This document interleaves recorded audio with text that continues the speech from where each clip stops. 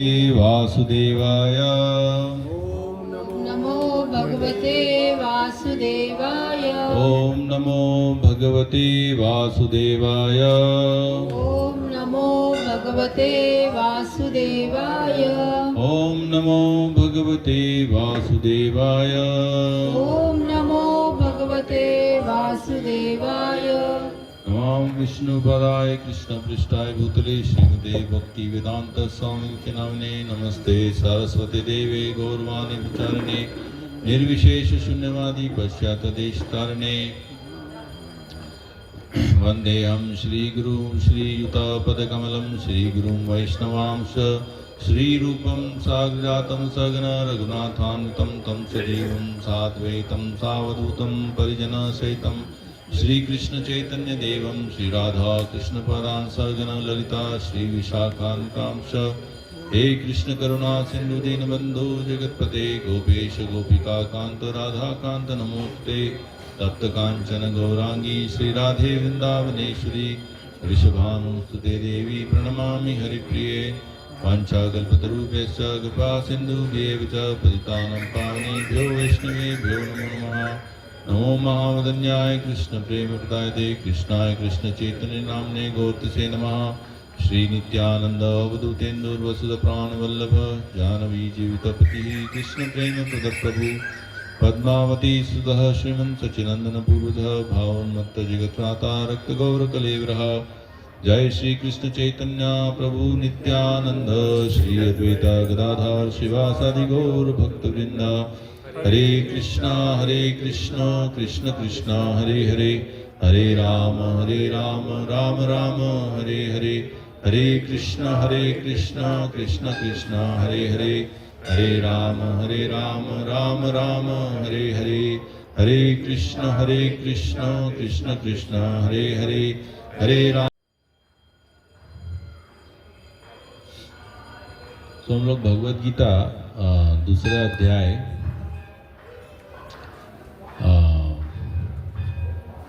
59 श्लोक करेंगे। Last time हमने सुधबा प्रभु जी हमने यहाँ तक किया था।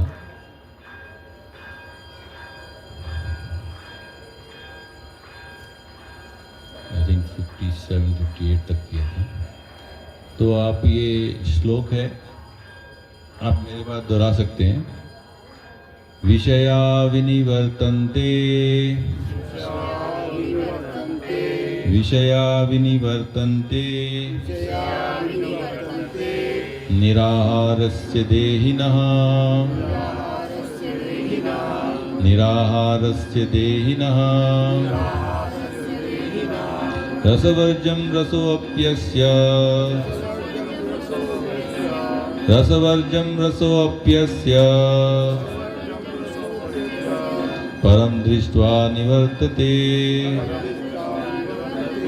परं दृष्ट्वा निवर्तते। विषया विनिवर्तन्ते निराहारस्य देहिनः रसवर्जं रसोऽप्यस्य परं दृष्ट्वा निवर्तते। विषया विनिवर्तन्ते निराहारस्य देहिनः रसवर्जं रसोऽप्यस्य परं दृष्ट्वा निवर्तते। कोई करना चाह रहा है चैंट? विषया विनिवर्तन्ते विषया विनिवर्तन्ते निराहारस्य देहिनः निराहारस्य देहिनः रसवर्जं रसोऽप्यस्य रसवर्जं रसोऽप्यस्य परं दृष्ट्वा निवर्तते परं दृष्ट्वा निवर्तते।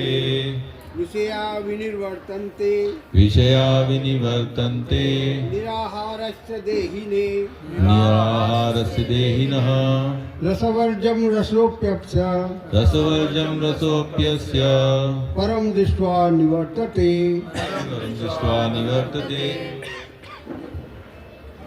विषया विनिवर्तन्ते विषया विनिवर्तन्ते निराहास्य देहिना निराहारस्य देहिनः रसवर्ज रसोपन्ते रसवर्जं रसोप्यस्य परदष्टा निवर्तते परदृष्ट्वा निवर्तते विषया विनिवर्तन्ते विषया विनिवर्तन्ते निहारास्य देहिनः निराहारस्य देहिनः रसवर्जं रसोऽप्यस्य रसवर्जं रसोऽप्यस्य परं दृष्ट्वा निवर्तन्ते परं दृष्ट्वा निवर्तते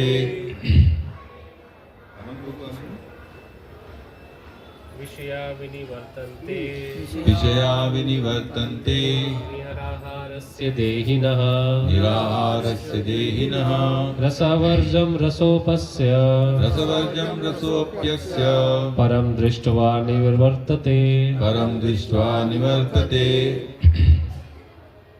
विषया इंद्रिय भोग की वस्तुएं विनिवर्तन्ते दूर रहने के लिए अभ्यास की जाती है। निराहारस्य निषेधात्मक प्रतिबंधों से देहिनः देहवान जीव के लिए रसवर्जम स्वाद का त्याग करता है। रसः भोगेच्छा अपि यद्यपि है अस्य उसका परम अत्यंत उत्कृष्ट वस्तुएं दृष्टवा अनुभव होने पर निवर्तते वह समाप्त हो जाता है। इसका अनुवाद है देहधारी जीव इंद्रिय भोग से भले ही निवृत्त हो जाए पर उसमें इंद्रिय भोगों की इच्छा बनी रहती है, लेकिन उत्तम रस के अनुभव होने से ऐसे कार्यों को बंद करने पर वह भक्ति में स्थिर हो जाता है। तात्पर्य जब तक कोई अध्यात्म को प्राप्त न हो तब एक इंद्रिय भोग से विरत होना असंभव है। विधि विधानों द्वारा इंद्रिय भोग को संयमित करने की विधि वैसी है जैसे किसी रोगी के किसी भोज्य पदार्थ खाने पर प्रतिबंध लगाना, किंतु इससे रोगी की न तो भोजन के प्रति रुचि समाप्त होती है और न वह ऐसा प्रतिबंध लगाया जाना चाहता है। इसी प्रकार अल्पज्ञानी व्यक्तियों के लिए इंद्रिय संयमन के लिए अष्टांग योग जैसी विधि की संस्तुति की जाती है, जिसमें यम नियम आसन प्राणायाम प्रत्याहार धारणा ध्यान आदि सम्मिलित है। किंतु जिसने कृष्ण भावनामृत के पथ पर प्रगति के कर्म में परमेश्वर कृष्ण के सौंदर्य का रसास्वादन कर लिया है, उसे जड़ भौतिक वस्तुओं में कोई रुचि नहीं रह जाती। ऐसे प्रतिबंध तभी तक ठीक है जब तक कृष्ण भावनामृत में रुचि जागृत नहीं हो जाती, और जब वास्तव में रुचि जग जाती है तो मनुष्य में स्वतः ऐसी वस्तुओं के प्रति अरुचि उत्पन्न हो जाती है। तो हमने पिछली बार 4-5 श्लोक के लाइन से किया था हमने, स्टार्टिंग फ्रॉम अर्जुन सवाल पूछते हैं कि एक स्थित प्रज्ञ व्यक्ति के क्या सिम्टम्स हैं, हम उसको कैसे पहचाने। जो भक्ति या योगा में जो एक स्थित है, एक निष्ठावान है, जो स्थित प्रज्ञ है, उसे हम कैसे पहचाने। तो ये जानना बहुत ज़रूरी है, क्योंकि जैसे हम लोग स्कूल में पढ़ाई करते थे तो उसमें हमें फर्स्ट स्टैंडर्ड सेकंड स्टैंडर्ड हर बार एग्ज़ाम दे करके हम आगे स्टैंडर्ड बढ़ते हैं, तो हमें पता चलता है कि हम प्रोग्रेस करें, प्रोग्रेस रिपोर्ट मिलता है। उसी तरह से हमें पता चलना चाहिए कि हम भक्ति मार्ग जो है बहुत साइंटिफिक है, बहुत ही एकदम विज्ञान पूर्वक ये ज्ञान है। तो उसमें हम कितना प्रोग्रेस कर रहे हैं, हम कितना आगे बढ़ रहे हैं, वो जानने के लिए हमें ये जानना ज़रूरी है कि हम में वो गुण, हम में वो सिम्टम्स आ रहे हैं कि नहीं आ रहे हैं। कितनी दूर हैं हम। जैसे हम ट्रेन में बैठते हैं यहाँ से दिल्ली जाने के लिए, तो सबसे पहले हम ऐप इंस्टॉल करते हैं अपने, कौन क्या टाइमिंग है, ये स्टेशन आया है, तो ये कितने बजे आना था, कितना लेट हुआ है, सब लोग देखते रहते। फिर वो जो ऊपर सो रहा है बोलते हैं कौन सा स्टेशन आया, कौन सा स्टेशन आया, पूछते रहते हैं, राइट। क्योंकि वो जानना चाहते हैं कि हम कितनी दूर पहुँचे और कितना दूर और बाकी है। उसी तरह से ये जो आध्यात्मिक ज्ञान की जो पथ है, उसमें हमें जानना बहुत आवश्यक है कि हम कहाँ पर है अभी और कहाँ पहुँचना है और कितनी दूर है। ये सिंपल सिर्फ ऐसे ही हम लोग भजन कीर्तन कर रहे हैं तो उसका कुछ लक्ष्य होना चाहिए। लक्ष्य होना चाहिए, पहले तो जीवन का लक्ष्य होना चाहिए। इतने सारे लोग हैं जिनका कोई जीवन में लक्ष्य ही नहीं है। जैसे मैं बार बार एक उदाहरण पहले भी दिया हूँ कि अभी कुछ हाल ही में कुछ क्रिकेट मैच वगैरह काफ़ी लोग देख रहे थे। तो क्रिकेट में हम जाते हैं तो उसमें कुछ लक्ष्य होता है, या कोई भी गेम में कोई भी इसमें लक्ष्य होता है। बिना लक्ष्य के कोई गेम एंजॉय नहीं करता है। उसी तरह से हमें जीवन में लक्ष्य होना चाहिए। जीवन का लक्ष्य क्या है? जो आहार, निद्रा, भय, मैथुन, ये 4 जो प्रकार के कार्य है वो तो सब जानवर भी करते हैं। आप किसी को पूछेंगे आपके जीवन का क्या लक्ष्य है, तो बोलेंगे कि मेरे परिवार को अच्छा सुख देना, मेरे बच्चा को अच्छा पढ़ाई देना, पढ़ाई करवाना। पढ़ाई भी तो किस लिए करते हैं हम स्कूल में? अर्थ कमाने के लिए, पैसा कमाने के लिए, है ना। उसमें कोई ज्ञान नहीं होता है। इनफैक्ट स्कूल में मॉरल वैल्यूज भी नहीं सिखाते हैं। स्कूल में हमारे आचार्य प्रभुपाद कहते हैं कि ये जो आजकल के स्कूल है वो स्लॉटर हाउस एजुकेशन है। स्लॉटर हाउस, बिकॉज वो आपकी बुद्धि, आपके मोरल वैल्यूज को काट देते हैं। बिकॉज उनमें सिखाते हैं कि हम वी आर दिस बॉडी, हम ये शरीर है और हमारा लक्ष्य जो है जितना हो सके हम इंद्रिय की तृप्ति करना है। यही स्कूल में सिखाते हैं, राइट। उसमें ये नहीं सिखाते हैं कि ये सृष्टि भगवान ने बनाया, हम भगवान के अंश हैं, हमें अंश होने के नाते हम भगवान का सेवा करना चाहिए। और हमें ये नहीं सिखाते कि मरने के बाद क्या होता है। सबको डर लगता है मरने से, लेकिन मरने के बाद होता है कुछ, नहीं होता है, ये सिखाना चाहिए। हम शायद मे भी अगली बार मैं एक प्रेजेंटेशन बना के लेके आऊँगा जिसमें बहुत सारे प्रकार के मरने के बाद क्या होता है, कैसे यमदूत आते हैं, क्या करते हैं, और अनेक प्रकार के हेल या नर्क होते हैं जिसमें जीवात्मा, जो पापी जीवात्मा है, उनको उसमें कष्ट भोगना पड़ता है। तो वो रियलिटी है। उस रियलिटी को हम कैसे, वो वास्तविकता को हम कैसे उसको हम नष्ट करें, कैसे ख़त्म करें, ये होना चाहिए हमारे जीवन का उद्देश्य। अभी इस जीवन में हम एंजॉय कर रहे हैं, हम लोग पैसे जमा कर रहे हैं, आहार अच्छे से खा रहे हैं, अत्याहार कर रहे हैं और अपना डिफेंस कर रहे हैं और निद्रा अच्छे से सो रहे हैं। हम साइंटिस्ट लोग इतना एक्सपेरिमेंट करके, इतना रिसर्च करके हम लोग इतना मोटे मोटे गद्दे बना रहे हैं। उसमें भी लोग स्प्रिंग डालते हैं और वो बोलते हैं कि स्प्रिंग भी एडजस्टेबल होगा। हस्बैंड वाइफ दोनों सो रहे डबल बेड में, तो एक का अलग एडजस्टमेंट, एक का अलग एडजस्टमेंट, एक ही बेड का 2 पार्ट। इतना सारा रिसर्च करके क्या फ़ायदा? ये हम रिसर्च करके सिर्फ अच्छे से सोने में, कैसे अच्छे से सोना है, लेकिन एक जानवर जो मिट्टी में सो रहा है उसको भी उतना ही आनंद है। उसको आप कुछ बेड पे सुलाओगे तो वो जाके उधर ही सोएगा, उसको उतना ही आनंद है। और उसी तरह से गाय जो है वो घास खा रही है ज़मीन से तोड़ के, तो उसको भी उतना ही आनंद है। उसको प्लेट में दोगे तो वो गिरा के खाएगी। तो इसमें हमें समय नष्ट करने की जरूरत नहीं है। तो इसलिए हमें लक्ष्य होना चाहिए जीवन का। तो लक्ष्य ये है कि समझना कि मैं कौन हूँ, ये सृष्टि क्या है, किसने बनाया है और मेरा क्या भाग्य है इस सृष्टि में, मेरा क्या रोल है, और मरने के बाद मैं कहाँ जाऊँगा।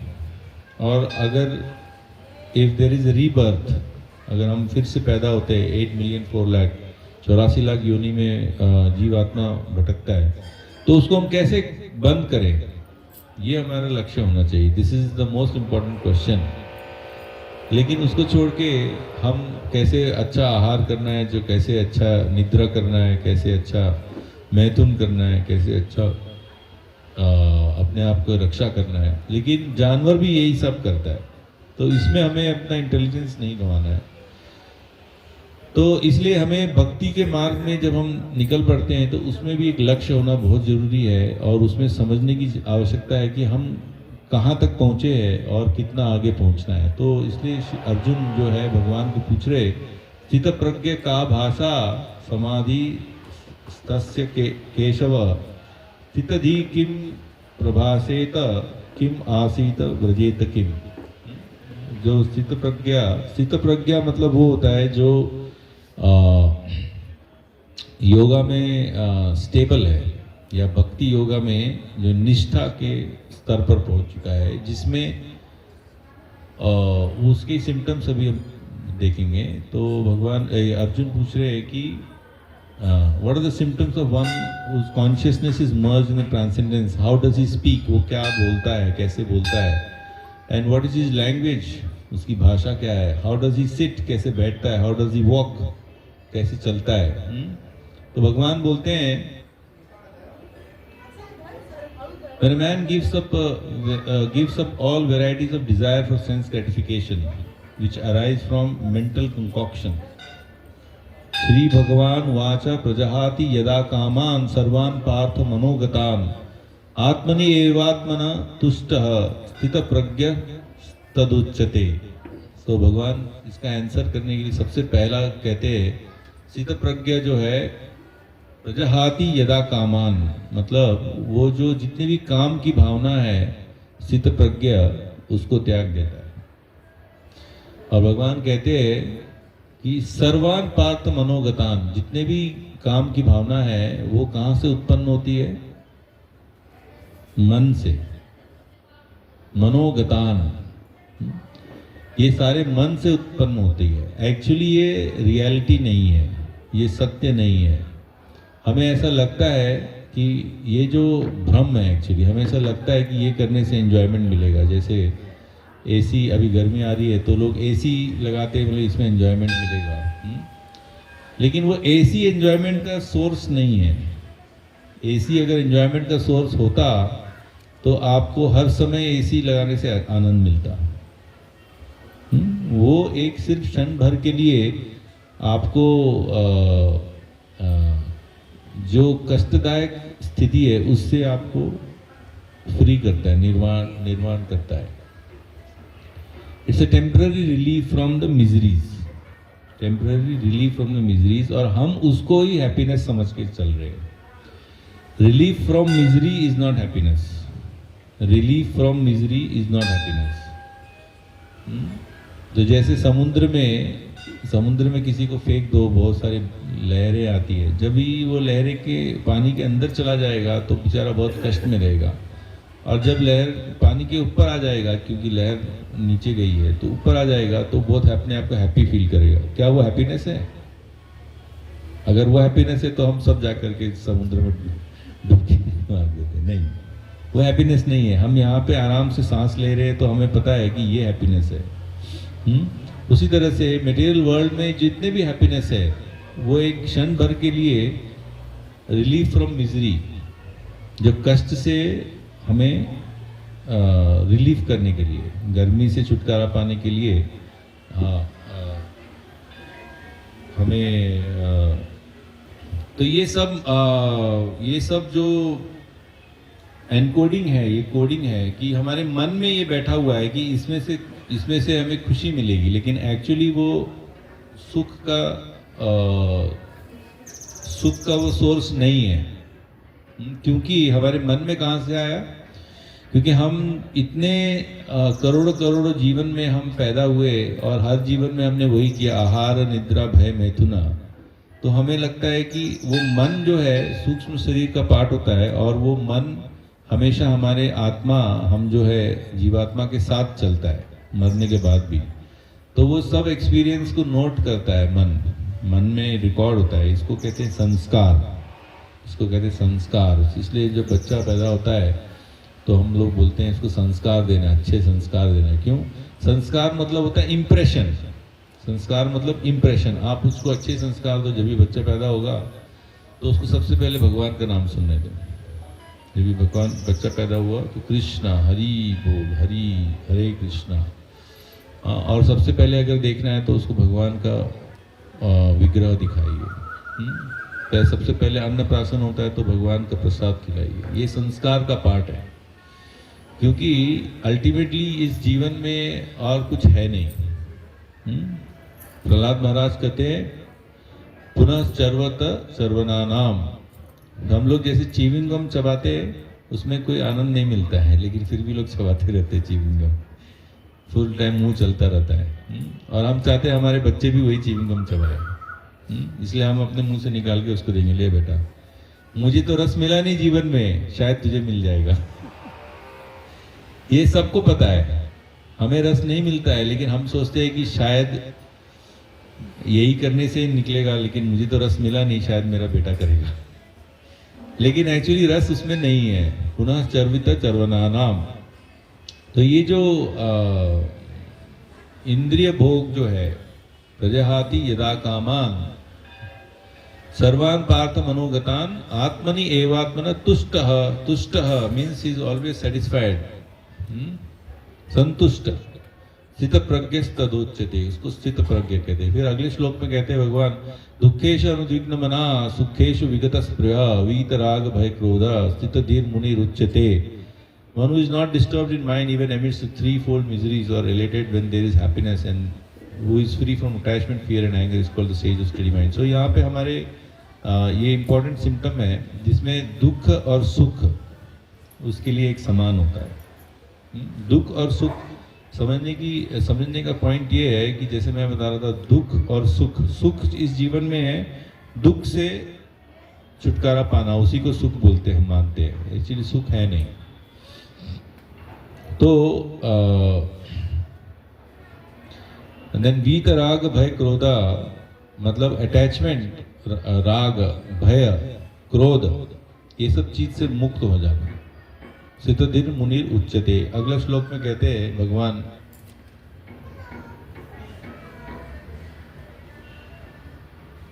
one who is not affected by whatever good or evil he may obtain, neither praising it nor despising it, is firmly fixed in perfect knowledge. मतलब ये गुड और इविल जो है वो एक रिलेटिव टर्म है। किसी के लिए अच्छी, ये मेरे लिए कोई चीज अच्छा है तो आपके लिए अच्छा नहीं होगा।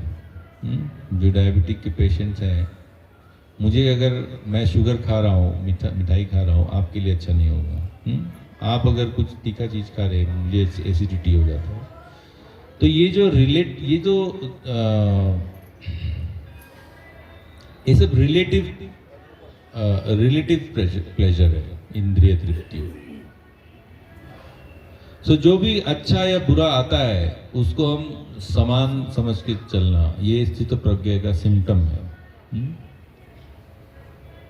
Neither praising it nor despising it is firmly fixed in, मतलब आपको कोई अगर तारीफ करेगा तो हम लोग क्या करते हैं, हम लोग अरे वाह अपना कॉलर खड़ा करते हैं, खुश हो जाते हैं। और आपको कोई निंदा करेगा तो हम दुखी हो जाते हैं, झगड़ा करते हैं, मारपीट करते हैं। लेकिन एक्चुअली जो निंदा करने वाले लोग हैं वो सबसे बेस्ट होते हैं, क्योंकि आपके अंदर आपकी कमियां को बताएंगे तो आपको अपनी कमियां दूर करने का मौका मिलेगा। तो आगे कहते हैं भगवान कि जिस तरह से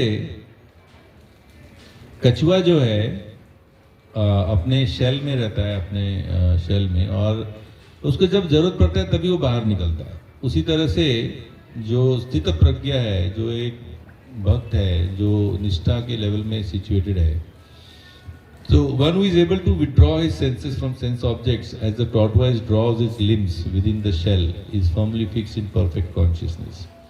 मतलब अपनी इंद्रियों को इंद्रिय भोग से अलग करके रखना, जब जरूरत पड़े, जितना जरूरत पड़े उतना ही यूज करना।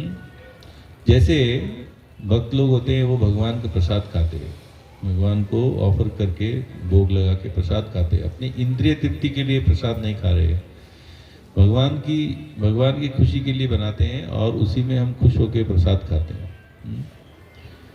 उसी तरह से जो भक्त होते हैं वो शादी करते हैं, बच्चा पैदा करते हैं, तो वो अपने इंद्रिय तृप्ति के लिए बच्चा पैदा नहीं करते हैं। उनका पर्पस ये है कि संसार में अच्छे भक्तों को हम ट्रेनिंग करके अच्छे भक्तों को लेके आए, भक्तों का पर्पस है।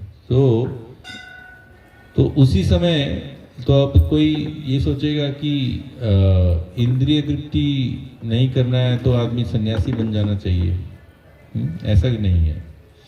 आप जहाँ पे है गृहस्थ आश्रम में या आपने जो भी कर रहे हैं उसी में ही आपको रहना है, लेकिन खाली उसमें आपको कॉन्शियसनेस, अपना सोच, अपना विचार बदल देना है। तो ये तो बहुत मुश्किल है। बड़ी बड़ी बातें आप सोच रहे होंगे, तो बड़ी बड़ी बातें तो बहुत मुश्किल है, कैसे कर सकते हैं? Is it possible? मुझे मीठा खाना अच्छा लगता है, बोले मीठा मत खाओ।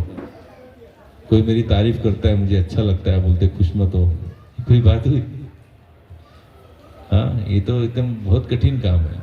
इसलिए भगवान अगले श्लोक में कहते हैं, जो आज का श्लोक है, विषया विनिवर्तन्ते निराहारस्य देहिना रसवर्जम रसोप्यस्य परम दृष्ट्वा निवर्तते। भगवान कह रहे हैं कि आप आर्टिफिशियली अगर किसी को इंद्रिय भोग से आप वांछित कर दोगे, रेस्ट्रिक्ट कर दोगे कि ये नहीं करना, वो नहीं करना, जैसे हम बच्चों को करते हैं, बच्चे ये नहीं करना, वो नहीं करना, तो बच्चा क्या करता है? वही जाके करेगा, राइट? उसी तरह से हमारा मन भी एक वैसा ही चंचल, बच्चे की तरह चंचल एक मन भी हमारा वैसे ही, जो हम रेस्ट्रिक्ट करेंगे, बोले ये नहीं करना, वो नहीं करना, तो वहीं जाएगा। तो अब इसका क्या सॉल्यूशन है? बच्चा अगर आपको, most of the people they are गृहस्था and they have had experience of training their children और they are currently training their children, तो उसमें आपको पता होगा कि बच्चे को अगर किसी चीज़ से रोकना है तो क्या करना होता है। हाँ, आप बताइए, आपके तो छोटा बच्चा दिख रहा है। आपको अगर आप नहीं चाहते कि बच्चा मिट्टी में खेले तो आप क्या करोगे? मना करेंगे। बच्चा तो मानेगा नहीं, डराएंगे, चॉकलेट लॉलीपॉप दी। करेक्ट। आप उसको कुछ ऐसा अट्रैक्टिव चीज दे जो मिट्टी को छोड़ देगा, है ना? दैट इज द बेस्ट, सबसे अच्छा वही है। क्योंकि आप डराएंगे तो वो आर्टिफिशियल क्या होता है कि आर्टिफिशियली तो बच्चा सोचेगा अच्छा ठीक है, मेरे मम्मी पापा गुस्सा करेंगे तो मैं नहीं करूँगा या नहीं करूँगी, लेकिन जब मम्मी पापा नहीं रहेंगे तो फिर वो वही करेगा। इसलिए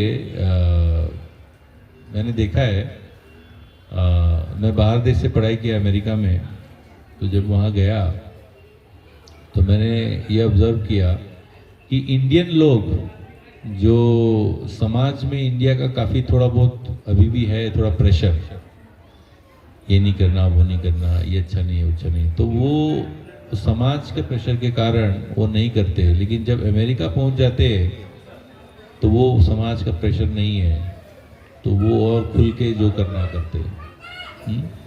फॉर एग्जांपल, एक तमिल ब्राह्मण फ्रेंड, मेरा फ्रेंड नहीं मतलब ऐसे ही साथ में काम करते, तो वो कभी खाया नहीं अंडा, मांस, मछली खाया नहीं, तो आया जैसे अमेरिका में सबसे पहले लैंड किया, बोला मेरे को चिकन खाना है। क्यों? बोले कि अमेरिका में अभी पता नहीं वेजिटेरियन मिलेगा नहीं मिलेगा, मुझे सब कुछ ओपन रखना है। मेरे मम्मी पापा तो खाने नहीं दिए, तो जो है सबसे पहला चिकन खाना। हाँ? तो वो जो आपने जो बोला कि डांटने से हो जाएगा, नहीं होगा। और मेरे माता पिता को मत बोलना, हाँ, मैं चिकन खा रहा हूँ, मत बोलना। क्योंकि वो ब्राह्मण फैमिली से बिलोंग करता है, उसको रेस्ट्रिक्ट किया कि ये मत करो, वो मत करो। तो लेकिन उसको इस तरह से एंगेज नहीं किया, उसको समझा, उसको समझ में नहीं आया कि ये क्यों नहीं करना है, या फिर इससे कुछ अच्छा है क्या। आप मना करोगे, बहुत सारी लड़कियां भी होती है, मैंने देखा है, अमेरिका में जाते हैं या बाहर देश में जाते हैं, इवन गांव से जो शहर में आते हैं, वो खुल के एकदम जीते हैं, छोटे छोटे पैंट पहनेंगे, छोटे छोटे कपड़े पहनेंगे, और उनके बॉयफ्रेंड भी हर एक महीने में बदलता है। क्यों? क्योंकि इंडिया में फिर भी थोड़ा बहुत प्रेशर रहता है पेरेंट्स का, समाज का। जहाँ पे समाज नहीं है वहाँ पे एकदम खुल के जीते। सो रेस्ट्रिक्शन विल नॉट वर्क। आप जो मना करेंगे, जो डांट लगाएंगे, और छोटा बच्चा है तो चल जाएगा, लेकिन वो नहीं चलेगा। तो उसके लिए हमें सबसे पहले, बच्चों की बात कर रहा हूँ, बच्चों को ये ज्ञान देना बहुत ज़रूरी है कि जीवन क्या है, जीवन का उद्देश्य क्या है, और हमें भगवद गीता का ज्ञान क्या है। और नॉट ओनली ज्ञान तो थ्योरेटिकल है, विज्ञान देना है। ज्ञान और विज्ञान में क्या अंतर है? कोई बताएगा? ज्ञान और विज्ञान क्या अंतर है? उसकी सत्यता को जांचते हैं विज्ञान में। हाँ, हाँ जी। तो ज्ञान मतलब थ्योरेटिकल नॉलेज, आपने जो पढ़ाई किया। विज्ञान मतलब आपने जैसे जांचते हैं, उसको हम स्टडी करके, एक्सपेरिमेंट करके देखते हैं कि ये सत्य है कि नहीं। जैसे लैब में हम साइंस पढ़ते थे, तो लैब में जाकर के कुछ प्रैक्टिकल टेस्ट करके देखते हैं, ऐसे ऐसे करेंगे तो ऐसे होता है, लाइट जलता है, या जो होता है वो होता है, राइट। तो दैट इज विज्ञान। तो ज्ञान और विज्ञान, तो ये भगवद गीता जो है वो ज्ञान है। तो भगवद गीता ज्ञान विज्ञान में बदलना है। कैसे? ज्ञान को विज्ञान में कैसे बदलोगे? प्रैक्टिस करके, राइट। प्रैक्टिस करके, जो आप बच्चे को अगर आप प्रैक्टिस करवाओगे, कृष्ण कॉन्शियसनेस प्रैक्टिस करवाओगे, जब उसको इसमें टेस्ट आएगा, तभी आनंद आएगा, तभी वो उसको समझ में आएगा कि ये अपने आप छूट जाएगा। जैसे हमने बताया एक उदाहरण से, जैसे बच्चा अगर कीचड़ में खेल रहा है और उसको हम चाहते हैं कि वो कीचड़ में ना खेले, तो हम उसको कुछ अट्रैक्टिव देंगे, चॉकलेट है या लड्डू है, आई डोंट नो, आजकल के बच्चे लड्डू खाते नहीं हैं, पिज़्ज़ा। तो अगर हम उसको कुछ अट्रैक्टिव देंगे, तभी वो उसका लोअर टेस्ट जो है वो छूटेगा। तो इसलिए कृष्णा कह रहे हैं यहाँ पे, विषया विनिवर्तन्ते निराहारस्य देहिना रसोवर्जम रसोप्यस्य परम दृष्ट्वा निवर्तते। बाय एक्सपीरियंसिंग हायर टेस्ट, परम दृष्ट्वा, परम मीन्स हायर, सुपीरियर, परम दृष्ट्वा बाय एक्सपीरियंसिंग निवर्तन्ते। तो सवाल ये उठता है कि अभी भगवद गीता या स्पिरिचुअल भक्ति का मार्ग है, इसका तो टेस्ट हमने भी नहीं चखा है, तो बच्चों को कहाँ से देंगे? Whether there is any taste,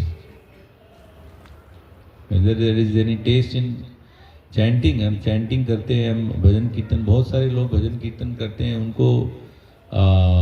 उनको उसका ये नहीं पता है कि हम क्यों कर रहे हैं। जनरली लोग भजन कीर्तन करते हैं अपने पाप नष्ट करने के लिए, या फिर कुछ वो सोचते हैं कि इसको करने से कुछ अच्छा होगा, हमारे पास और धन आएगा या हमें सुख मिलेगा, इसलिए करते हैं। लेकिन कृष्णा जो है भगवद गीता के 9th चैप्टर में भी कहते हैं,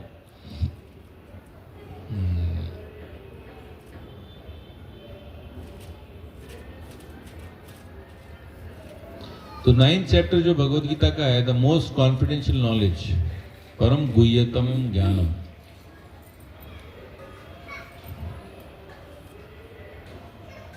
श्री भगवान वाच इदं तु ते गुह्यतमं प्रवक्ष्यामि अनुसूयवे ज्ञानम विज्ञान, यहाँ पे विज्ञान आया, ज्ञानम विज्ञान सहितम यज् ज्ञात्वा मोक्ष से अशुभात।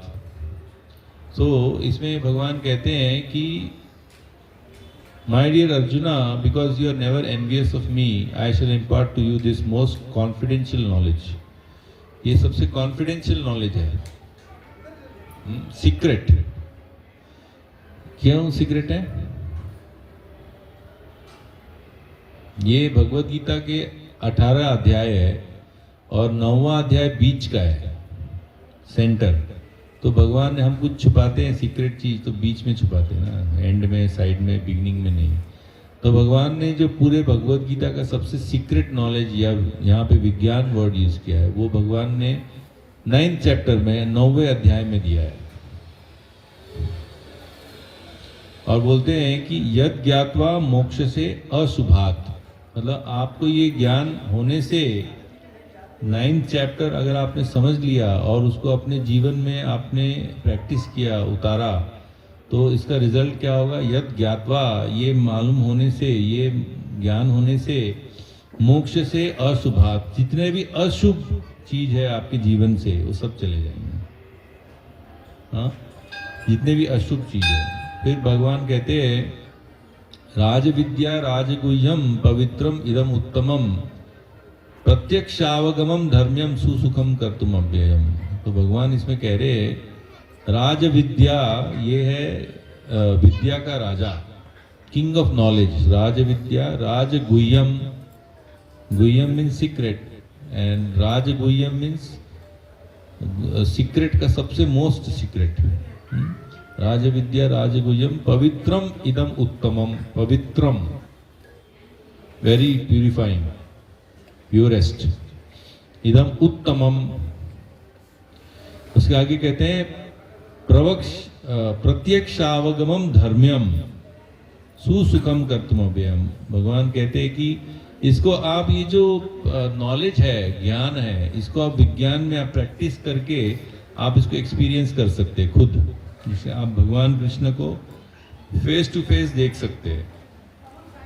और उतना ही नहीं, बोल रहे हैं कि सुसुखम कर्तुम अव्ययम, मतलब ये जो भक्ति मार्ग है ये बहुत ही हैप्पीली परफॉर्म कर सकते हैं। क्यों? हम क्या करते हैं, हम भजन गाते हैं, हरे कृष्णा महामंत्र गाते हैं, हम प्रसाद लेते हैं, हाँ, हम आपस में भगवत गीता और भागवतम का, कृष्ण का लीला का चर्चा करते हैं। हाँ, इसमें कुछ कष्ट ही नहीं है। कष्ट किधर है?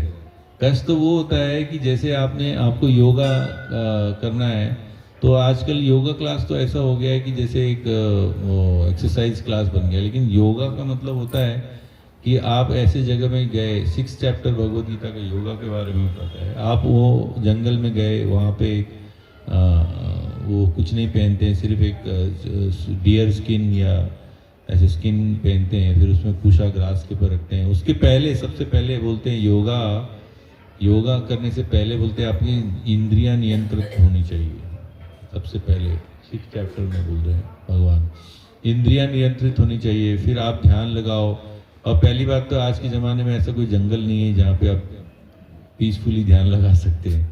हाँ, घर में ध्यान लगाएंगे तो टीवी चलेगा, बगल में म्यूज़िक चलेगा, गाड़ी का आवाज़ आएगा, इधर उधर घर में बच्चे, ये ध्यान नहीं लगा सकते आप। तो बहुत कष्टदायक है। उसमें आप ये पोज में बैठो, वो पोज में बैठो, ये करो, वो करो, इट्स नॉट पॉसिबल। उसके बाद में भी आपको रिजल्ट जो है बहुत स्लो मिलेगा उसमें। हाँ, उसमें बहुत कष्ट है।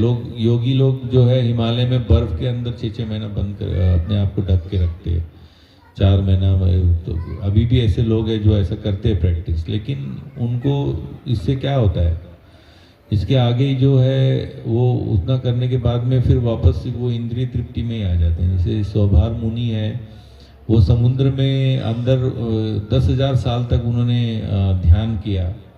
उसके बाद में जब आँख खोला तो समुद्र के अंदर थे, वो पानी के अंदर। तो उन्होंने देखा कि 2 मछलियाँ जो है वो संभोग कर रही थी। तो उसको देख करके उसको उसकी जो लस्ट है वो जागृत हो गया, काम की भावना, मछलियों को देख के। जब उसका शरीर में कुछ बचा ही नहीं था, सब आप 10,000 साल तक पानी के अंदर वो मुनि तपस्या कर रहा है, तो उसका सब मांस सब गल के टूट के गिर गया। तो तब वो बाहर आता है समुद्र से, तो वहाँ पर कुछ प्रिंसेस दिखते हैं उसको, एक राजा की बेटियाँ थी बहुत सारी प्रिंसेस। तो उसको बिकॉज ही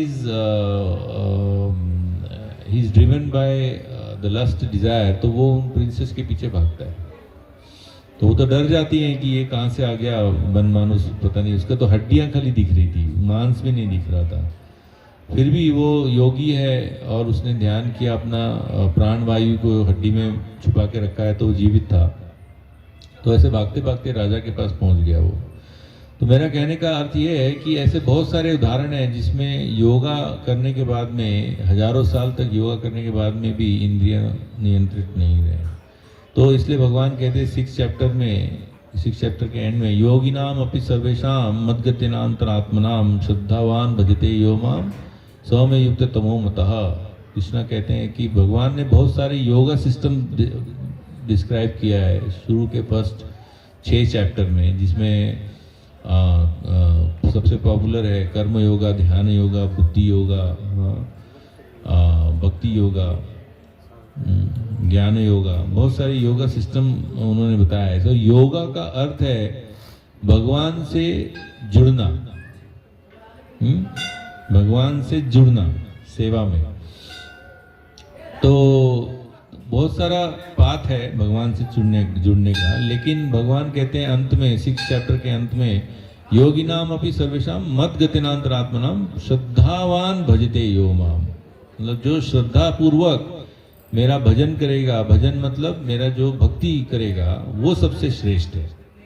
उसके बाद में 7th चैप्टर से भगवान स्टार्ट करते हैं भक्ति के बारे में। फिर 9th चैप्टर में भगवान ने 9वें अध्याय में भगवान ने सबसे भक्ति का कोर प्रिंसिपल्स बताए हैं, सबसे सीक्रेट, इसलिए उसको बोला सीक्रेट। तो भगवान इसमें कहते हैं सुसुखम कर्तुम अव्ययम, बहुत ही सुखपूर्वक आप ये भक्ति मार्ग में चल सकते हैं। इसमें कुछ ज़्यादा कष्ट नहीं है। 10,000 साल तो छोड़ो, आप पानी के अंदर 10 मिनट भी नहीं, 10 सेकंड भी नहीं रह सकते लोग। हाँ, तो वो उस अपना कष्ट करने की जरूरत नहीं है। हमें सिर्फ क्या करना है, भगवान का नाम जपना है। हरे कृष्णा कृष्ण कृष्णा हरे हरे, हरे राम राम राम हरे हरे। भगवान का नाम आप जपिए मिनिमम 4 माला। अभी अब माला है क्या हमारे पास? हाँ? तो हम लोग माला जप करेंगे अभी। तो आप घर जाएंगे तो रोज आप माला जप करिए, क्योंकि शास्त्र में वर्णित है कि कृष्णा का नाम जो है और कृष्णा वो भिन्न नहीं है, अंतर नहीं है। तो आप जब कृष्णा का नाम जप करेंगे, कृष्णा का नाम के साथ में आप संपर्क रखेंगे, तो ऐसा है कि आप भगवान कृष्ण के साथ संपर्क में हैं। तो कृष्ण के साथ अगर संपर्क में है तो Krishna is very pure, 100% pure. तो आप प्योर चीज के साथ में, जैसे अग्नि में आपने अगर लोहा रखा है तो वो लोहा भी गर्म होके अग्नि बन जाता है। उसी तरह से जितना समय आप कृष्ण का नाम करेंगे, उच्चारण करेंगे, तो हम भी जो है प्योर बन जाएंगे धीरे धीरे। और जैसे जैसे हम प्योर बनते जाएंगे, हमारे अंदर ये जो स्थित प्रज्ञा का गुण है जो हमने अभी पढ़ा, वो अपने आप दिखना स्टार्ट हो जाएंगे। तो हमें समझ में आएगा कि हम कहाँ पहुँचे हैं, अभी कहाँ पर है और कहाँ आगे, कितना और आगे जाना है। तो इसलिए नाम जप करना बहुत जरूरी है, और संकीर्तन, भगवान का नाम गाना, वो भी बहुत जरूरी है। तो हम थोड़ा सा नाम जप करेंगे, फिर कीर्तन भी करेंगे, उसके बाद प्रसाद लेंगे। तो हम यही एक्टिविटीज़ है हमारे, हम सुखपूर्वक कर सकते हैं, इसमें कोई कष्ट नहीं है। किसी का कोई प्रश्न है?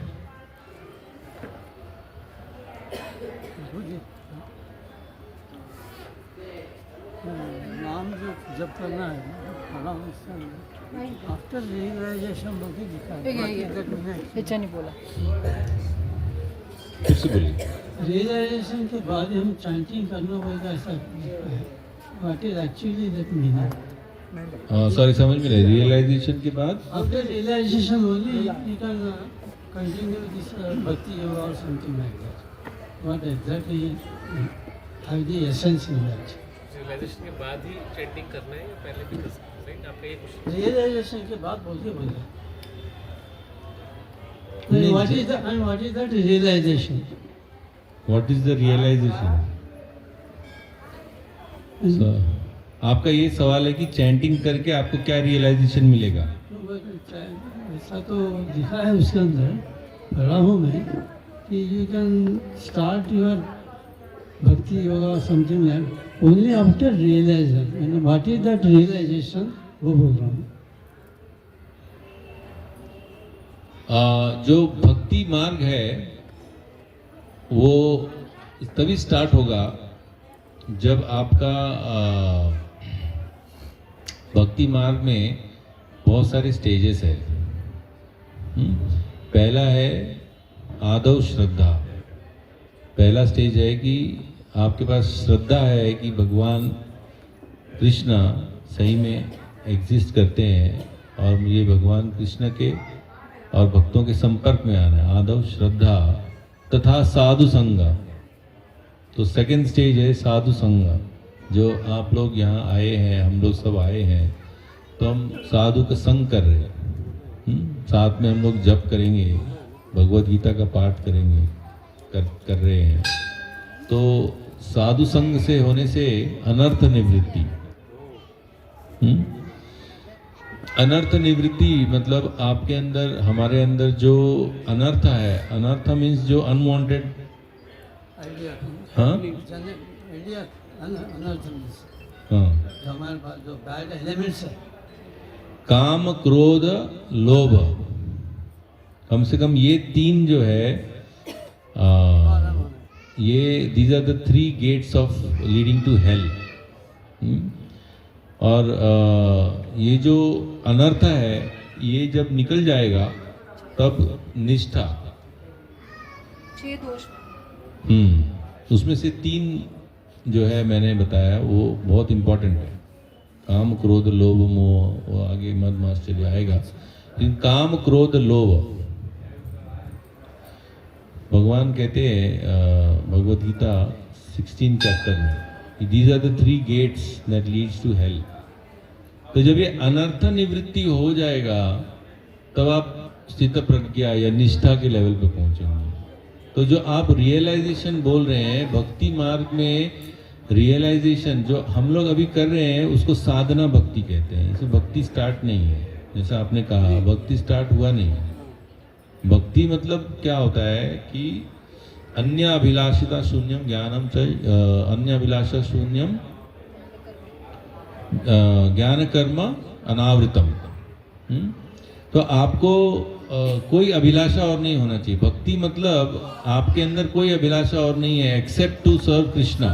लेकिन हमारे वो अभी आए नहीं है हमारे अंदर वो, तो हमारे भक्ति स्टार्ट नहीं हुआ है. लेकिन हम जो कर रहे हैं उसको साधना भक्ति कहते हैं. जो मैंने अभी एक्सप्लेन किया, आदव श्रद्धा तथा साधु संग तथा अनर्थ निवृत्ति. तो ये जो है अनर्थ निवृत्ति, इसको बोलते हैं साधना भक्ति, जिसमें हमें अच्छा नहीं लगेगा. हमें वो लगेगा कि बस क्यों जाऊं मैं, संडे को मैं सोता हूँ आराम से, कष्ट करके क्यों जाना. लेकिन फिर मन सोचता है, इंटेलिजेंस में से हमें आवाज़ आता है कि नहीं जाना चाहिए, है ना, साधु संग करना चाहिए. तो हमारा अनर्थ. तो हमें थोड़ा सा, जैसे डॉक्टर बीमार होते हैं तो हमें एक प्रेस्क्रिप्शन देते हैं दवाई, नहीं खाने का अच्छा नहीं लगता है, कड़वा लगता है, लेकिन उसको ज़बरदस्ती अगर खाएंगे तो धीरे धीरे ठीक हो जाएगा. राइट. तो ये जो साधना भक्ति है उसी तरह से हमें इतना थोड़ा सा मन डाइवर्ट होगा कि ये नहीं करना है, वो नहीं करना है, हम सत्संग में नहीं जाना है, आज मुझे बहुत आलस आ रहा है. लेकिन वो हमें आलस को रोक देना है. तो ये है हुआ साधना भक्ति. जो आप साधना कर रहे हैं, सुबह उठ के नाम जप कर रहे हैं, तो साधना भक्ति करने से आपको शुद्ध प्रेम भक्ति का प्राप्ति होगी. लेकिन वो स्टेजेस में प्राप्ति होगी. और सबसे बड़ी बात ये है, खास बात ये है कि साधना भक्ति में भी आपको रियलाइजेशंस आएंगे हर लेवल पे. हाँ, ज्ञान विज्ञान, अभी हमने वही समझा ना, विज्ञान जो है हर लेवल पे आएगा। ऐसा नहीं है कि एकदम से आप शुद्ध भक्त बन गए, प्रेम और उसमें भाव में चले गए तभी आपको रियलाइजेशन आएगा, ऐसा नहीं है। आपको हर लेवल पे रियलाइजेशन आएगा। तो हमें ये जो भक्ति का मार्ग जो हम फॉलो कर रहे हैं, ये साधना भक्ति है, जिसमें हमें साधना करना है, हमें थोड़ा मेहनत करना पड़ता है। Serve Krishna with pure mind. To serve the Krishna with a pure mind. हाँ, तो प्योर माइंड कैसे आएगा? जब तक अनर्थ होगा घर हमारे दिल में, तो प्योर माइंड से आप कैसे सर्व करेंगे? इसलिए अनर्थ निवृत्ति इज वेरी इंपॉर्टेंट, जिसमें काम, क्रोध, लोभ, ये सब, ये तीन से छुटकारा पाना है। व्हाट इज काम? आत्मेंद्रिय प्रीति बोले काम, मतलब जो आपके खुद के इंद्रियों की तृप्ति करने की जो इच्छा है उसको काम बोलते हैं, और अगर कृष्ण की इंद्रियों की तृप्ति करने की इच्छा है उसको प्रेम बोलते हैं। तो हम उस लेवल पे पहुंचे नहीं हैं। तो जब भी हमारे अंदर काम की भावना है और क्रोध है, थोड़ी छोटी बात पे हम क्रोध करते हैं, तो और लोभ है, काम, क्रोध, लोभ, हाँ मुझे ये भी चाहिए, मुझे वो भी चाहिए, तो बेसिकली है काम फर्स्ट। जब ये भावना होगी तो हम भगवान को शुद्ध भाव से प्रेम नहीं कर सकते ना। तो इसीलिए सबसे अच्छी बात यह है कि भगवान का नाम जो हम लोग ले रहे हैं, कृष्ण का नाम, उसी से हमारा शुद्धि हो जाएगा। कृष्ण का नाम जो है उसी से शुद्धि हो जाएगा। तो इसमें अच्छाई बात यह है कि जब एक भक्त, जब एक साधक जो है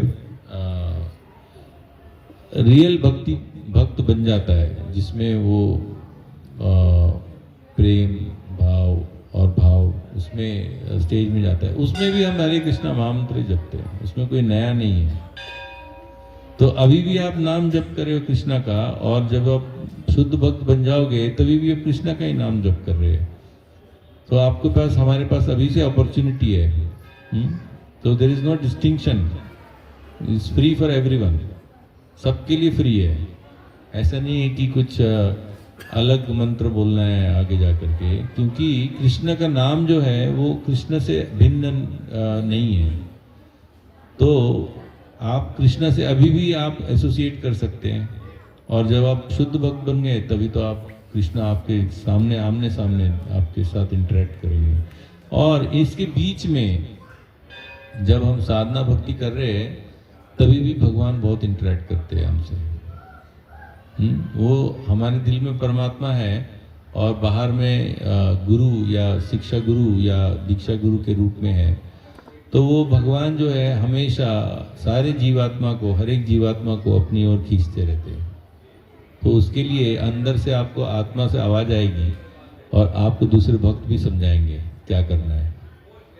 तो आप उनको थोड़ा गौर करेंगे, थोड़ा समझेंगे, तो आप धीरे धीरे भगवान के पास आएंगे। तो ये दिस इज इंटरैक्शन। जैसे कई बार मैंने देखा है कि कुछ लोगों को, भक्तों को, साधना भक्ति जो कर रहे हैं, जिन लोगों को थोड़ा बहुत कष्ट होता है या प्रॉब्लम होता है या डाउट होता है, तो भक्त लोग, दूसरे भक्त लोग वही टॉपिक में बात करके उसका डाउट क्लियर कर देंगे, पूछा नहीं तो भी। ये इसलिए होता है क्योंकि भगवान हमारे अंदर परमात्मा के रूप में भी है, और वो हमें समझते हैं कि हमारे अंदर क्या डाउट है, हमारे अंदर क्या सवाल है, क्वेश्चन है। तो उसको क्लियर करने के लिए वो डिवोटी भेजेंगे, जो डिवोटी आपको वही बात बताएगा। तो ये इंटरैक्शन है कृष्णा का। और कई बार लोगों को कुछ कष्ट है जिसके कारण वो कृष्ण भक्ति तीव्र इच्छा है लेकिन वो कर नहीं पा रहा है, तो भगवान वो हटा देते हैं ऑब्स्टिकल, जो आपका जो अड़चन है वो हटा देंगे। तो ये इंटरैक्शन है भगवान का, कृष्ण का। जब आप नाम जपोगे तो समझ लीजिए कि आप भगवान के वैकुंठ लोक या गोलोक वृंदावन धाम में जाकर के नॉक कर रहे हो। नॉक करे खट खट खट खट, हरे कृष्ण कृष्ण कृष्ण हरे हरे, हरे राम राम राम हरे। तो भगवान का अटेंशन आपको मिलेगा ही मिलेगा, पक्का 100%। कोई इमेजिनरी प्रोसेस नहीं है, ये आपको 100% मिलेगा। जब आपको भगवान का अटेंशन मिलेगा तो भगवान का लव, केयर, गाइडेंस सब मिलेगा, तो रियलाइजेशन भी मिलेगा। आपका प्रश्न मैंने उत्तर दिया कि और कुछ पूछना था?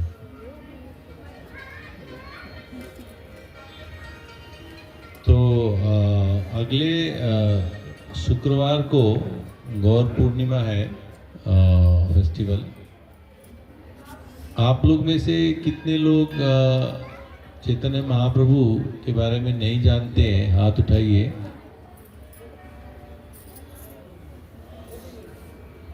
One, two, three.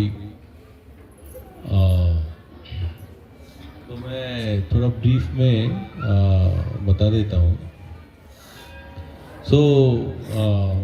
Bhagavad Gita में भगवान कृष्ण जब भी 5000 साल पहले आए थे तो उन्होंने हमें ये भगवद गीता का ज्ञान दिया, जिसमें भिन्न प्रकार की योगा सिस्टम बताए, सब बताए। भक्ति, जिसमें भक्ति सबसे मोस्ट फोकस या मोस्ट इम्पॉर्टेंट है। तो लास्ट में 18 चैप्टर में कृष्ण कहते हैं, सर्वधर्मान परित्यज माम एकम शरणम व्रज अहम त्वं सर्व पापेभ्यो मोक्षयिष्यामि मा शुचः। मगर भगवान कहते हैं कि सारे धर्म, जो धर्म मतलब जो ऑक्यूपेशनल ड्यूटीज़ है, मतलब जो आपका, अगर आप सब धर्म छोड़ भी देंगे, जैसे आपका जो धर्म है as a son, as a father, as a mother, as a wife, as a husband, as a citizen, as a human being, बहुत सारे रिलेशनशिप में सारे इसमें एक एक धर्म होता है, बहुत सारे तरह के धर्म होते हैं। अगर आप वो सब छोड़ भी देंगे और सिर्फ एक भगवान कृष्ण के शरण में चले जाएंगे तो भगवान कहते हैं, अहम त्वं सर्व पापेभ्यो मोक्षयिष्यामि मा शुचः। क्योंकि आपने धर्म को छोड़ दिया है, हाँ, तो आपको पाप लग सकता है। लेकिन भगवान कहते हैं, अगर आप सारे धर्म छोड़ के मेरे शरण में आएंगे तो आपको मैं सब पापों से मुक्त कर दूंगा। तो लेकिन भगवान ने ये सब गीता का ज्ञान तो दिया, लेकिन भगवान ने इसको कैसे पालन करना है वो नहीं, प्रैक्टिकली करके नहीं दिखाया। तो भगवान कृष्ण जो है वो कलयुग में आज से 500 साल, लगभग 500 साल पहले भगवान कृष्ण जो है वो आए थे श्री कृष्ण चैतन्य महाप्रभु के नाम से। वो आए थे वेस्ट बंगाल में नवद्वीप डिस्ट्रिक्ट, मायापुर अभी एक स्थान है, वहाँ पर भगवान आए थे कृष्णा। लेकिन उन्होंने जो है कभी भी ये घोषणा नहीं की कि मैं भगवान हूँ। वो आए, भगवान आए भगवान के भक्त के रूप में, ताकि हमें वो सिखा सके कि भक्ति कैसे करना है प्रैक्टिकली। तो वो भगवान कृष्ण खुद है, क्योंकि शास्त्र में वर्णन है ऑलरेडी उनके बारे में कि ऐसे ऐसे फ्यूचर में कलयुग में भगवान आएंगे इस रूप में, उनका शस्त्र ये होगा, उनका कार्य ये होगा। तो ये पहले से ही प्रेडिक्टेड है। ऐसे नहीं कि कोई भी बोल सकता मैं भगवान हूँ, मैं भगवान का अवतार हूँ, नहीं। ये पहले से ही शास्त्र में, भागवतम में भी लिखा है कि भगवान महाप्रभु आएंगे और वो भक्ति का प्रचार करेंगे। मतलब सर्वधर्मान परित्यज जो है वो कैसे करना है, वो पर्पज से आए थे भगवान महाप्रभु। तो वेस्ट बंगाल में आए थे और उन्होंने उस समय जो है आज से 500 साल पहले जो है इंडिया में ये था, ज़्यादातर लोग जातिवाद वगैरह काफ़ी था कि नीच जाति, ऊपर जाति, लोअर बर्थ, तो लोग मिक्स नहीं होते थे।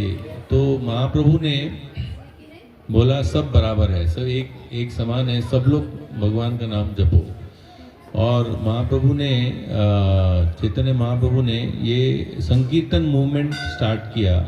हम लोग अभी थोड़ा समय मिलेगा तो संकीर्तन कर सकते हैं ना, थोड़ा 10 मिनट संकीर्तन करेंगे। तो महाप्रभु ने ये नाम संकीर्तन स्टार्ट किया, हरे कृष्णा महामंत्र का संकीर्तन। वो इसलिए संकीर्तन मूवमेंट जो है कलयुग का युग धर्म है। हरेर नाम हरेर नामैव केवलम कलौ नास्ति नास्ति एव नास्ति गतिरन्यथा। तो शास्त्रों में वर्णित है कि जो कलयुग है, कलयुग में ये सब चीज़ नहीं चलता है। बाकी जो योगा सिस्टम है, जैसे ध्यान योगा है या फिर बहुत सारे, जैसे मैंने अभी बताया, तो ये सतयुग में चलता था, जहाँ पर बहुत लोग जीते थे हजारों साल तक। और आज के ज़माने में मैक्सिमम 100 और जनरली अबाउट 70 ईयर्स 60-70 ईयर्स में आदमी का जीवन खत्म हो जाता है। और जो है ध्यान करने के लिए, जैसे मैंने कहा कि एक शांत जगह चाहिए, आपको अच्छा वातावरण चाहिए। और जैसे मैंने ये भी बताया, सौभार मुनि जो है वो 10,000 साल तक वो तपस्या किया, लेकिन अंत में क्या हुआ, लस्ट काम की भावना से प्रेरित हो गए। तो बहुत मुश्किल है कलयुग में ध्यान करना, योगा करना, बहुत मुश्किल है। इवन कलयुग में भगवान का मूर्ति का पूजा करना भी मुश्किल है, क्योंकि उसमें बहुत सारे नियम होते हैं। सुबह उठो, अपना नहाओ और पहले मंत्र जप करो, फिर भगवान का, मतलब अंदर भी शुद्ध होना चाहिए मन और बाहर भी शुद्ध होना चाहिए। आजकल किसी का मन शुद्ध ही नहीं है, मन में अलग अलग तरह के विचार आते हैं। तो भगवान को आप गंदे विचार लेकर के पूजा नहीं कर सकते, गंदे कपड़ों में पूजा नहीं कर सकते। लोगों को नहाने में इतना प्रॉब्लम होता है कलयुग में, समय भी नहीं मिलता है। तो कलयुग में कोई भी धर्म नहीं चलता है। मंदिर भगवान में मंदिर में भगवान का पूजा करना भी नहीं चलेगा। कर सकते हैं, लेकिन उसके लिए वो क्वालिफाइड बनना पड़ेगा। फिर योगा तो बिल्कुल नहीं चलेगा, ध्यान योगा एंड ऑल दैट, वो भी नहीं चलेगा। फिर वो एक त्रेता युग में वो भी था, यज्ञ करते। तो यज्ञ में जो है वो बोलते हैं, वर्णित है कि तालाब भर के घी, तालाब मतलब pond, that much amount of ghee was to be given or poured in the sacrificial fire। तो पहले तो शुद्ध घी मिलना मुश्किल है, सब मिलावट रहता है उसमें। आप घी ले रहे हो कि उसमें कई बार पता नहीं एनिमल, जानवर का चर्बी भी होता है या वेजिटेबल फैट्स भी होता है, तो शुद्ध घी नहीं मिलता। फिर वो कठिन मंत्र उच्चारण करते हैं जब यज्ञ करते हैं, तो वो भी मंत्र उच्चारण करना मुश्किल है।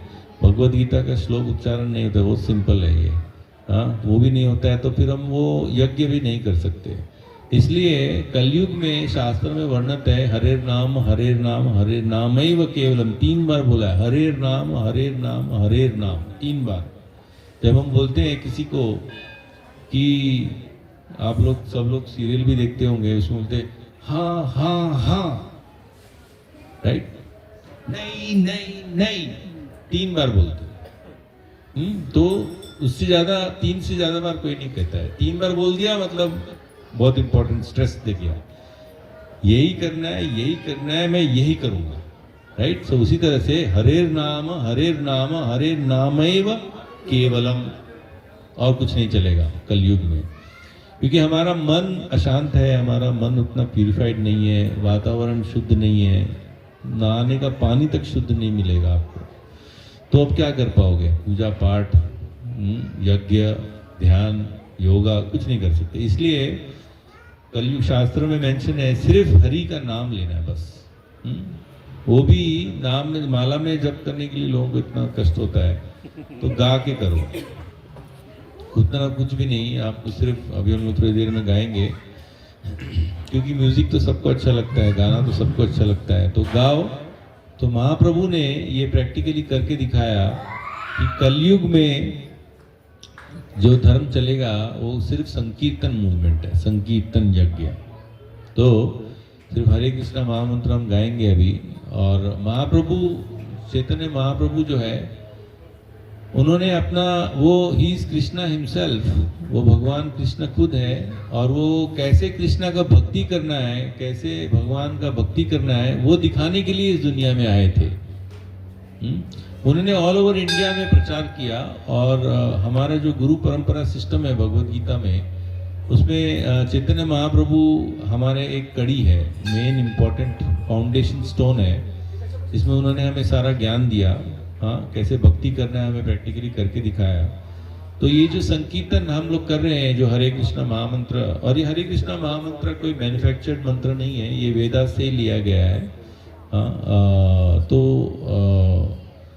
तो ये जो हरे कृष्णा महामंत्र है उसको हम जप करेंगे और संकीर्तन करेंगे तो you will get purified, because नाम चिंतामणि कृष्ण चैतन्य रस विग्रह पूर्ण शुद्धो नित्य मुक्तो अभिन्नत्वम नाम नामिनो।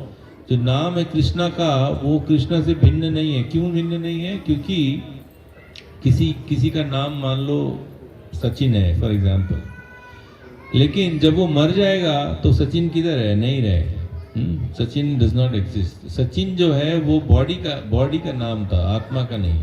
तो वो भिन्न हो गया। नाम और नामिनो भिन्न है। नाम जिसका है और शरीर वो अलग है, लेकिन कृष्ण का ऐसा नहीं है। भगवान कृष्ण का नाम और कृष्ण स्वयं एक ही है। तो जो आप अगर कृष्ण का नाम जप करेंगे या कृष्ण का नाम बोलेंगे तो आप, कृष्ण स्वयं आपके साथ है, भगवान। और जब भगवान आपके साथ है तो अशुभ कुछ हो ही नहीं सकता है। और आपका प्यूरिफिकेशन खुद ही हो जाएगा। तो हमारे ये प्यूरिफिकेशन जो प्रोसेस है वो योगा और प्राणायाम और इससे नहीं, हम हरे कृष्णा महामंत्र नाम जप से करते हैं, संकीर्तन मूवमेंट। तो चैतन्य महाप्रभु और उनके साथ में नित्यानंद प्रभु, क्योंकि भगवान जब भी आते हैं तो अपने साथ में अपने संग को लेके आते हैं। तो भगवान कृष्ण आए चैतन्य महाप्रभु के रूप में और नित्यानंद प्रभु के रूप में आए बलराम जी। इसलिए हम गौर निताय का पूजा करते हैं। हम गौर निताय का हम प्रेयर करते हैं। इसलिए हम हरे कृष्णा महामंत्र जप करने से पहले हमने बोला जय श्री कृष्ण चैतन्य। कृष्ण चैतन्य महाप्रभु का नाम है कृष्ण चैतन्य। जय श्री कृष्ण चैतन्य प्रभु नित्यानंद। नित्यानंद जो है उनके पासज है। प्रभु नित्यानंद श्री अद्वैता गदाधार, अद्वैता आचार्य, जिन्होंने जो महाविष्णु खुद है, जिन्होंने प्रार्थना करके शालिग्राम शिला को प्रार्थना करके महाप्रभु को आने के लिए उनको आग्रह किया, अद्वैता आचार्य श्री अद्वैता गदाधार पंडित जो है वो भी महाप्रभु के एसोसिएट है। ही राधा रानी हिमसेल्फ। राधा श्रीवास ठाकुर जो है वो नारद मुनि का अवतार है। तो जब भगवान कृष्ण इस धरती पर आते हैं तो सारे अपने एसोसिएट्स को लेके आते हैं। तो हम पंच तत्व को हम पूजा करते हैं। कृष्ण चैतन्य प्रभु नित्यानंद श्री अद्वैता गदाधार शिवासदि गौर भक्त वृंदा। तो चैतन्य महाप्रभु आए थे आज से कुछ 500 साल या 530 साल, एग्जैक्ट मुझे याद नहीं है, उतने 500 साल पहले वेस्ट बंगाल में आए थे, नवद्वीप डिस्ट्रिक्ट में, नदिया। तो वो उन्होंने जो है संकीर्तन मूवमेंट का प्रचार किया। और ये जो हम आज जो ज्ञान हम प्रचार कर रहे हैं भगवद गीता का, ये भी हमारे महाप्रभु ने के थ्रू आया है, वो हमारे परंपरा सिस्टम में है। इसलिए उनका जो आविर्भाव या जन्म थी वो अभी गौर पूर्णिमा के दिन, जिस दिन शायद होली का दहन या होली भी मनाते हैं, तो 14 तारीख को है ना, 14 तारीख को फ्राइडे है, राइट? फ्राइडे ना, 14 तारीख को गौर पूर्णिमा, मतलब भगवान चैतन्य महाप्रभु का शुक्रवार है। तो उनका आविर्भाव, उनका अपीयरेंस डे है। तो रावेत मंदिर, इस्कॉन रावेत मंदिर है, वहाँ पे 3 दिन प्रोग्राम है, फ्राइडे सैटरडे संडे। फ्राइडे को गौर पूर्णिमा है, उस दिन भक्त लोग दिन भर उपवास करते हैं, अन्न नहीं खाते हैं, बाकी फ्रूट्स वगैरह खा सकते हैं। और शाम को जब भी चंद्र उदय हो जाता है तो हम उपवास तोड़ते हैं। आप मंदिर में आइए सब लोग, और अच्छा भजन कीर्तन होगा, भगवान का अभिषेक होगा, वहाँ पे गौर निताई डीटीज भी है।